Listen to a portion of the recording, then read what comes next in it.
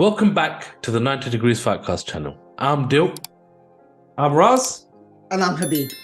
Today we're going to be talking about toxic people, how to notice signs of toxicity and ways to actually deal with toxic people, sharing experiences from ourselves and just having a discussion on it so our viewers can learn from it and actually identify these things so we can move forward and have better outcomes, really. What would you think? Let me just throw out a question straight away. Could you just explain to the viewers what are the signs of toxicity? Toxicity, yeah, sure. Signs of toxicity would be things like self-absorption or self-centeredness. When someone's manipulative or they use emotional abuse, like emotions against you, dishonesty and deceit, difficulty offering compassion to others, and a tendency to create drama or conflict. It's narcissistic traits, isn't it? That's the thing. It's like what you notice and what I've noticed in life and talking to like loads of people, and I see it in school. I'm teaching every day. You've got so many kids, so many different types of identities, characters, right?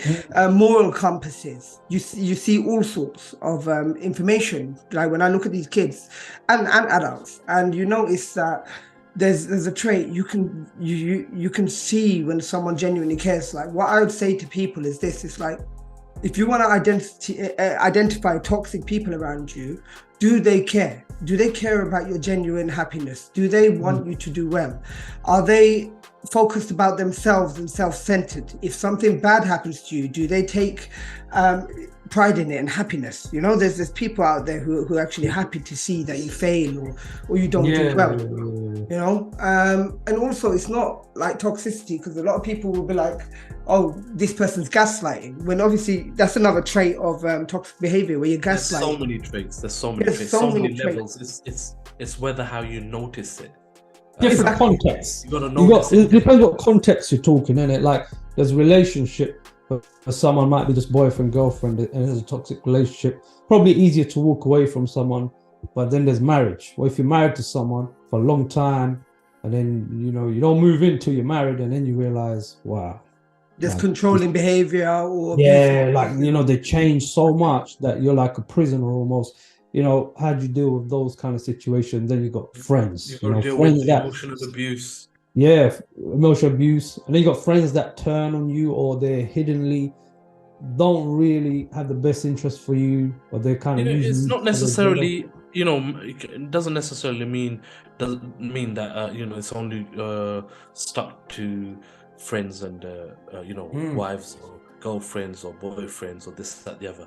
Anyone. You can have toxicity in your own family, like at work. Just even at work. Blood. Yeah, even at work. Yeah. Just because they're blood relative or this, that, the other doesn't mean that they're not toxic, or they haven't manipulated, or not manipulative, or haven't used drama, or conflict, or emotional abuse. Like in our Asian culture, they use this hierarchical thing and emotional abuse to actually keep you put down or in a place. Like it's not in every Asian thing, but it happens quite a lot within the culture. Yeah. And it's just the emotional, the drama, the conflict, constant deceit. And the main thing is the emotional blackmail that happens to keep you in the position. Say if you're the youngest, the eldest make the decisions. Yeah, just manipulating situations. Yeah, it doesn't necessarily mean whether you're they're right or wrong, but you got to listen to them. Yeah. So there's so many versions of toxicity, and yes, you're right, Raz, about work as well. There's toxic people at work. Yeah, but thing is, What do you think, Habib? How can you recognize these traits, and what would you do in a situation like that? Well, first things first is individuals, right? We're in a society where everyone is not as resilient as they should be, right? And for that reason, people are walking all over people, and there's a lot of abuse going on and a lot of mental health issues. But saying that this is happening without doing something is not really wise. And what I suggest is, first things first is, if you want to fight toxicity, right, in order to be able to stand up for yourself, you need to be strong, not just mentally, but physically. right? And what I'd say is this is when you become stronger and you start working out and you gain your confidence and you start to, because everyone knows what's right and wrong. There's an innate sense of right and wrong. And if you know, and I'd say moral compass. Yeah, moral compass. Everyone has a sense of moral compass. And I know with our environment and people around us, that moral compass can go astray. However, everyone knows what's right and wrong, whether desensitized or not. And to notice these toxic people, right? You look at the genuine side, and I would say be very careful, because someone might see one or two traits, but we are human beings and people can make mistakes. Come on, I'm a man of many mistakes, but that's what's made me, right?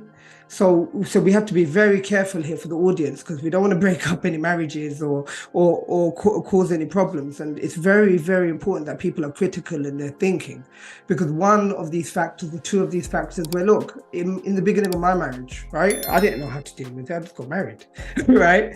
And someone could have said in the beginning, obviously when I was arguing, I could have been seen as toxic because I didn't know how to debate or communicate, right? And I'm living with a person. So that it's an ongoing journey. Anyone who's married will know it's an ongoing journey. So you need to see the signs that we've talked about. You need to see whether someone cares and are they genuinely going to offer you advice. You see so many people out there who give you advice or they don't bother to give advice when they see you going off track. You want to surround yourself with people who are going to nudge you in the right direction. You know, people with a growth mindset.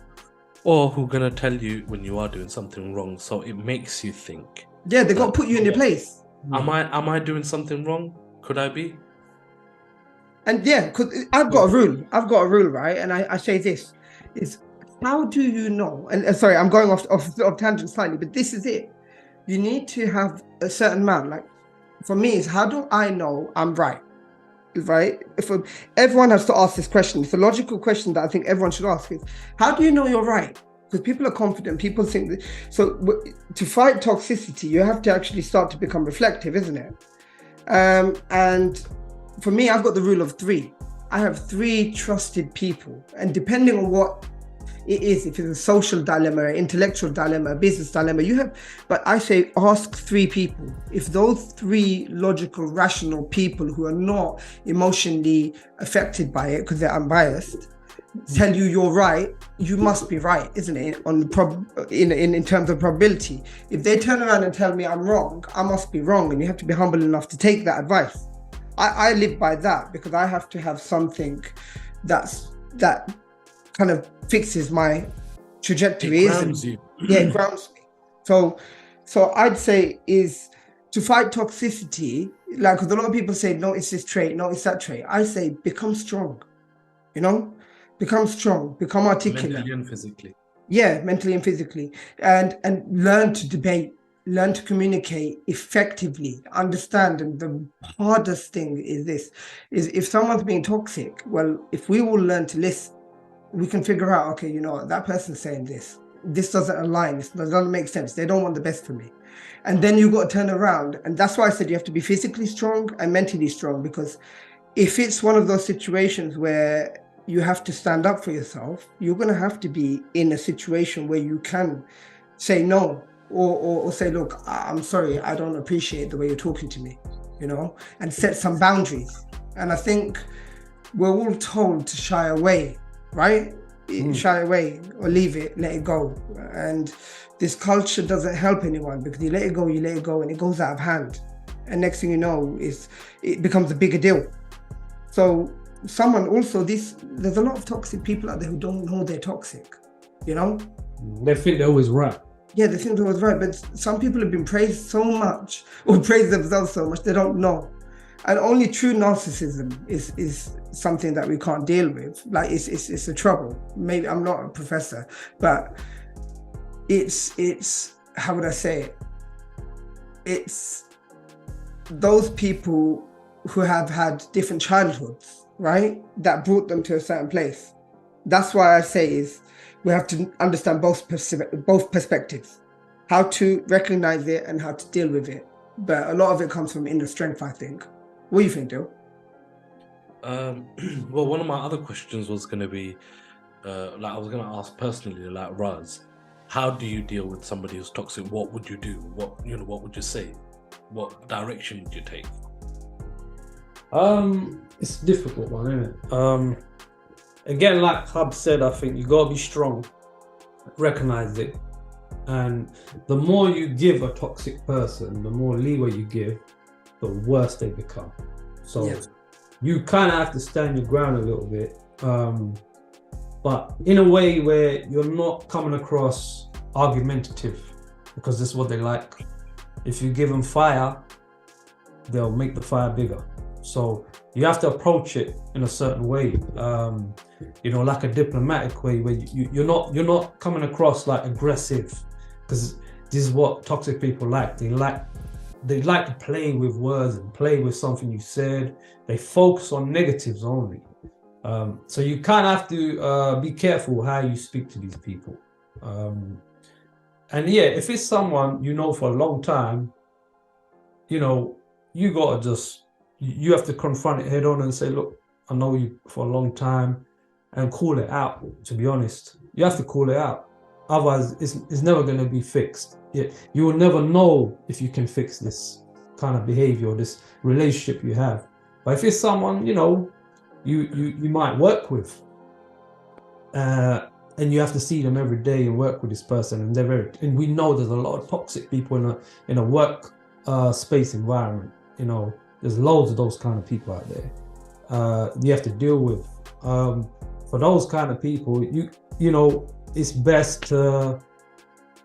It's hard to keep away from them because you have to work with them, but you have to try and be strong. Like, hold your ground in a professional manner, but just don't engage with them too much, especially when they're negative. Because I notice with toxic people, they're very negative.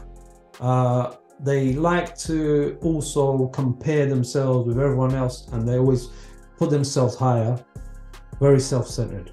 But negative is the biggest thing for me, I noticed, with toxic people. Negative. The negative energy just brings on more negative energy.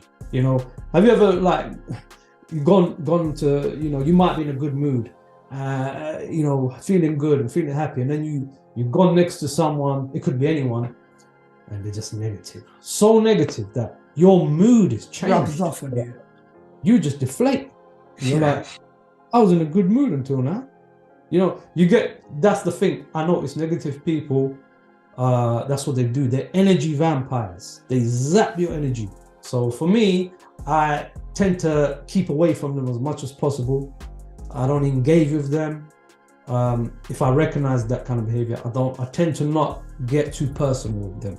I keep it on a professional level, civil, but that's it. Because as soon as you give them anything, that's it. They use that to hone in with you. Yeah, you can't give fuel to the fire. You can't give fuel to the fire, exactly. So again, but it's a tough one, because if you like I said, if you're in a relationship or a family member, it's a lot harder to deal with, because it's something you gotta break that chain somehow and open up about it. And a lot of people can't do that. They kind of it becomes more fire, end up fighting a lot. It gets out of hand, you know what I mean? But it depends again what kind of toxic person you're talking about. Is it someone in your life, or is it someone you see once a while? Is it a friend of a friend? Is it a relationship you're in? It's hard to deal. It is a very difficult situation, but if you can deal with it, toxic people are hard to change as well. Do you think a toxic person could change?